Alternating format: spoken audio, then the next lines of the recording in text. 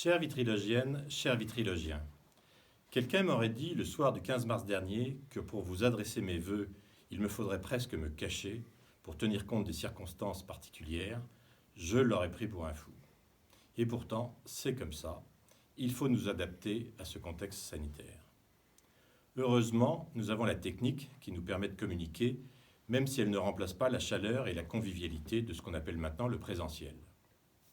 Mes premières pensées vont bien sûr à celles et à ceux qui ont été le plus éprouvés cette année par les nombreuses contrariétés physiques et morales imposées par ce maudit virus.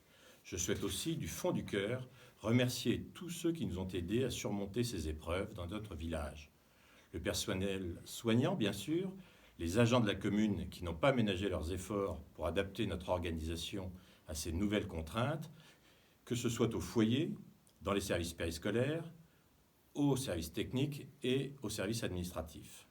Je n'oublie pas les enseignants qui, si je peux dire, ont répondu présent à l'appel, les commerçants et les artisans, ainsi que tous les bénévoles qui, d'une manière ou d'une autre, se sont mis au service des autres. Les crises ont cela de bon qu'elles révèlent des solidarités que l'on n'imaginait pas forcément. Elles nous apprennent ou nous rappellent que l'homme ne peut pas tout et que le premier enseignement à tirer de tout cela, c'est une grande leçon d'humilité. Pour autant, il nous faut garder confiance et rester optimistes pour cette nouvelle année.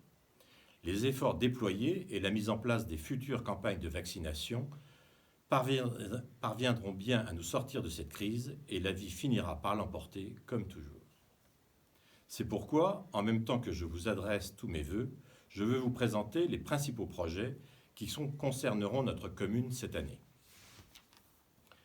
L'important chantier d'extension du groupe scolaire touche à sa fin et j'ai bon espoir que nos élèves de l'école élémentaire et leurs professeurs rejoignent leurs nouveaux locaux au début du printemps. Toutes les classes élémentaires seront regroupées sur le même site, ce qui simplifiera la vie des enfants, de leurs parents et des enseignants et améliorera la sécurité.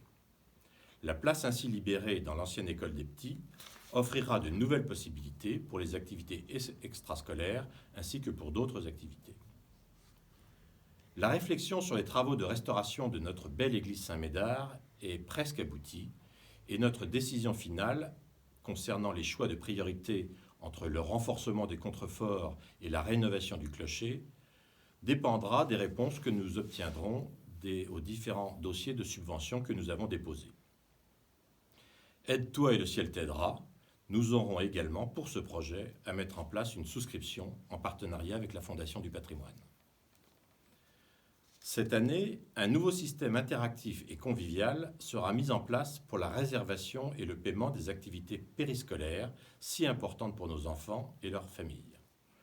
Grâce à une application utilisable à partir des téléphones portables, il facilitera la vie des parents avec des possibilités d'enregistrement beaucoup plus simples et rapides et il simplifiera la gestion administrative et comptable de ces activités. Notre nouveau plan local d'urbanisme est presque achevé. Il doit permettre un développement maîtrisé de notre commune en privilégiant, comme la loi nous y contraint, la densification de l'enveloppe urbaine existante. Des possibilités de nouveaux lotissements seront également offertes, mais dans un nombre plus limité qu'initialement prévu, comme s'y était engagée la nouvelle municipalité récemment installée. Ce PLU sera présenté dès ce trimestre à la population, qui pourra faire ses remarques et commentaires, et sa mise en place devra être validée dans le courant de l'année. Parmi les projets qui concernent notre commune, certains sont menés par le département ou la communauté de communes. Le département engagera en 2021 des travaux importants sur le canal d'Orléans.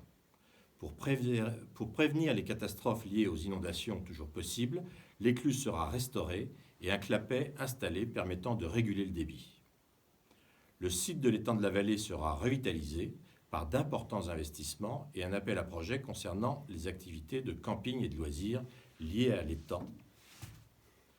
Autre projet très important du département, l'installation de la fibre pour tous, qui devra résoudre définitivement les problèmes de réception d'Internet dans les endroits actuellement mal desservis.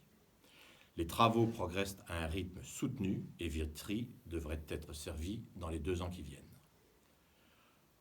Avant même que cette fibre ne soit installée, une antenne devra être montée près du Gué Giraud de façon à faciliter la communication d'Internet sur cette zone actuellement très mal desservie. Parmi les projets de la CCL, je souhaite mentionner les plus importants pour nous. Tout d'abord, la réhabilitation très réussie de la piscine de Châteauneuf, qui vient de rouvrir et qui accueille déjà nos scolaires, et j'espère bientôt le grand public.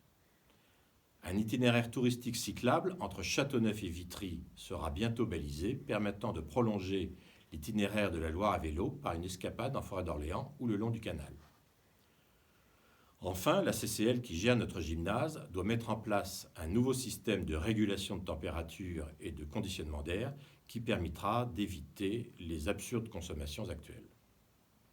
Chers amis, comme vous le voyez, malgré des ressources de plus en plus contraintes, les projets ne manquent pas à Vitry. Leur seule finalité est de rendre notre territoire toujours plus dynamique et plus attrayant et de vous rendre la vie meilleure. La place me manque pour évoquer d'autres sujets, comme par exemple les ordures ménagères dont le fonctionnement est critiqué sans proposition alternative réaliste. Je souhaite vivement que nous puissions bientôt nous retrouver dans de vraies réunions pour échanger en direct et évoquer ensemble l'avenir de notre belle commune. Nous avons plein de choses à nous dire. Espérons que 2021 nous en redonnera l'occasion. Prenez soin de vous et passez une meilleure année.